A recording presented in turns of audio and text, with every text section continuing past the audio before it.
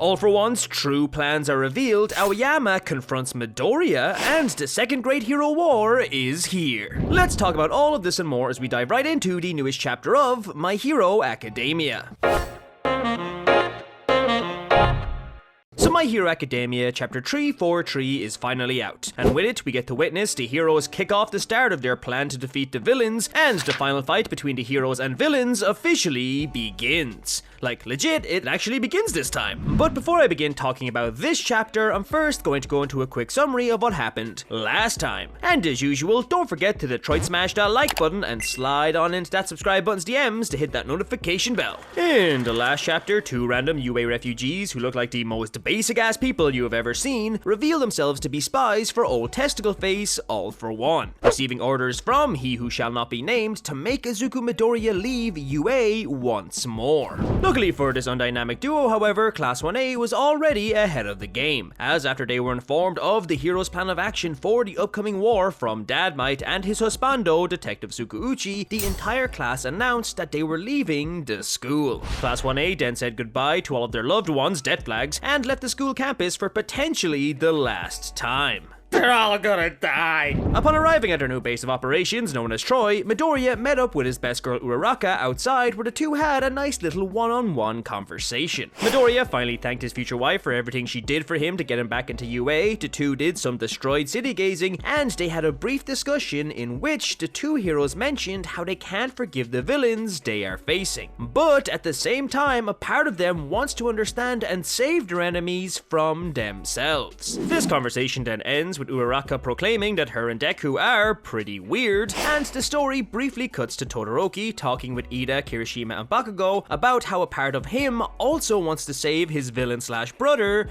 Toya. However, this chapter ultimately ended with Izuku dramatically looking out into the city as All for One proclaimed, "It's time to get started." As the narration stated, the operation begins today. And this is where chapter 343 picks up.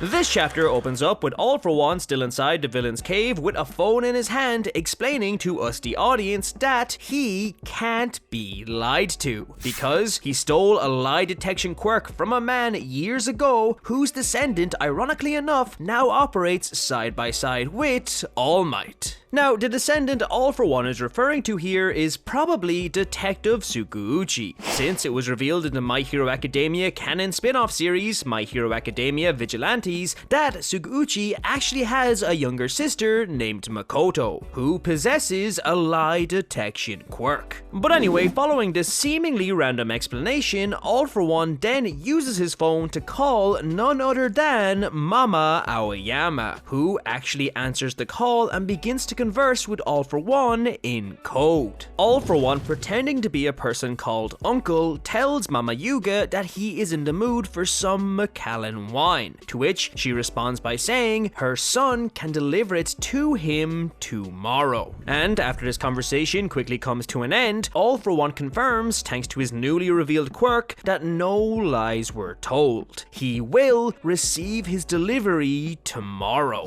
Following this, the story then cuts on over into the middle of a broken down city, where we see Izuku Midoriya back in his hero costume, cape and all, with his phone in hand, coming face to face with Aoyama himself. Yuga thanks Midoriya for coming to meet him, but Midoriya, understandably, is still confused as to how Aoyama is out free in the world and not in prison. But Aoyama suspiciously merely shrugs off this question by stating his parents' lawyers have arranged for his acquittal, meaning he will be free from all of his charges. Midoriya, excited his friend is free, turns to run and tell his fellow classmates. But before he can, Aoyama stops him and asks if he would like to know All for One's real plan.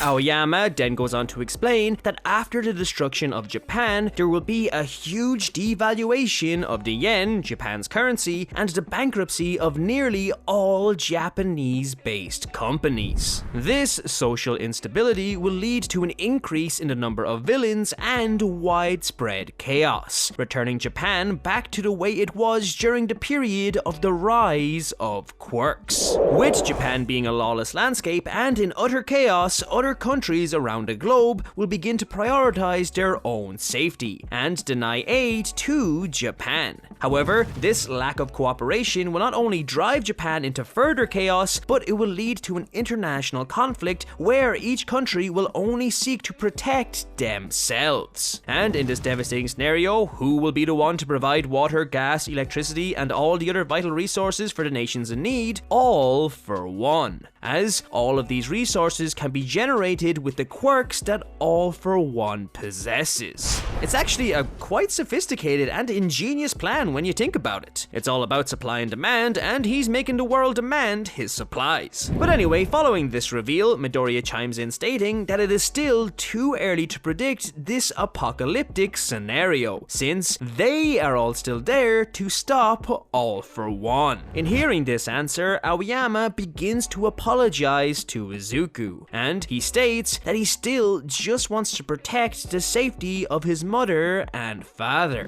And as Aoyama starts to cry, we see floating up from behind him is none other than All for One. Midoriya, shocked at All for One's arrival, stands frozen with his mouth agape, and All for One praises Aoyama, asking if it was his parents who told him about his final plan. Yuga confirms that it was, and he says that his parents promised him that they would be happy in the worlds that All for One will create. Deku, recovering his senses, cries out to Aoyama that he trusted him, and in response to this, Aoyama merely just bows, crying and shaking. But in another surprise twist, Aoyama quickly turns around and shoots his naval laser in All for One's direction, while also propelling himself towards Midoriya. All for One, using one of his quirks, blocks Aoyama's laser, and Midoriya and Aoyama, now standing side by side ready for battle, both complement each other's acting skills, as Aoyama, who's still shaking in fear, calls out to All for One, exclaiming that he will fight to protect his parents. All for One, initially confused as to how they fooled him after he confirmed that there wasn't even a trace of a lie in his conversation with Mama Aoyama, decides to deal with that hurdle later, and to focus on the fact that One for All is finally right in front of him. Now, there could be some fun explanation for how Mama Aoyama tricked All for One. Like, it could be that Shinzo improved his quirk and brainwashed Mama Yuga, commanding her to speak, meaning she was technically not lying. Or, you know, it could just be the fact that she didn't lie at all. All for One asked for Midoriya, and she replied that Aoyama will bring him to him, and he did just that. But anyway, following Aoyama's double cross, All for One begins to take off his jacket as he explains that Shigaraki observed many heroes using Ragdoll Search quirk during the war, and he can confirm that none of them are in the nearby vicinity. So Midoriya and Aoyama have absolutely no chance of winning. And right as All for One says this, he activates his goo teleportation quirk, and out from the goo appears a plethora of villains, including Toga, Dabi, and Shigaraki himself. However, just as all hope seems lost for our two young heroes, a small whirling portal begins to form behind Aoyama, and out from this whirling, smoking portal appears the one and only Nato Monoma, accompanied by a legion of heroes.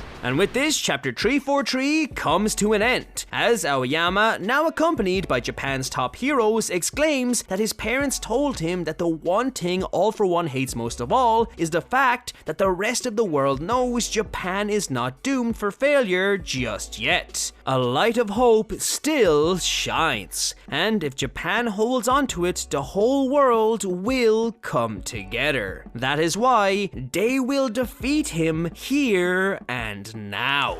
Overall, this was a pretty interesting chapter. It had some nice twists and turns, the imagery was great, I especially like this shot of All For One floating over Aoyama facing off against Midoriya, as it gives me real Psycho Mantis or Puppet Master vibes, and to be honest, there were some moments that I completely forgot were possible, like Monoma being able to copy Kurogiri's quirk. Finally, the self-proclaimed side character gets to steal the spotlight. I will say, however, that initially, despite all of the previous chapters being build-up chapters for this arc, the setup for this final battle still felt pretty rushed. Like, we legit went from Midoriya and the others setting up their new base of operations to the biggest heroes and villains are fighting now. It really feels like a whole section was just skipped over. I mean, even if they had showed Midoriya getting ready and going out on patrol only to then receive the call from Aoyama to meet up, it would feel more connected than Aoyama and Midoriya just suddenly being in this random location. Although, I will say that the silver lining for this chapter is that it very much could be, in and of itself, another build-up chapter for the real conflict. When all of the villains arrive, Spinner isn't present, which is super strange considering All For One told him he would be the one to kick this whole thing off. This, accompanied by the fact that Toga has twice his blood, makes me believe that maybe these aren't the real villains and just their doppelgangers, with the villain's real plan being set up off to the side. Another point that supports this theory of this being a fake out battle is that on the hero side, not a single member of Class 1A or 1B is present, with the exception of Monoma, Deku, and Aoyama. So the real fight must be taking place somewhere else. But let me know what you think of this chapter. If you like this video, don't forget to leave a like and comment what you think is going to happen next. For more My Hero content, subscribe to the Lunchtime crew. Thank you so much for watching, and I'll see you in the next video. Plus Ultra.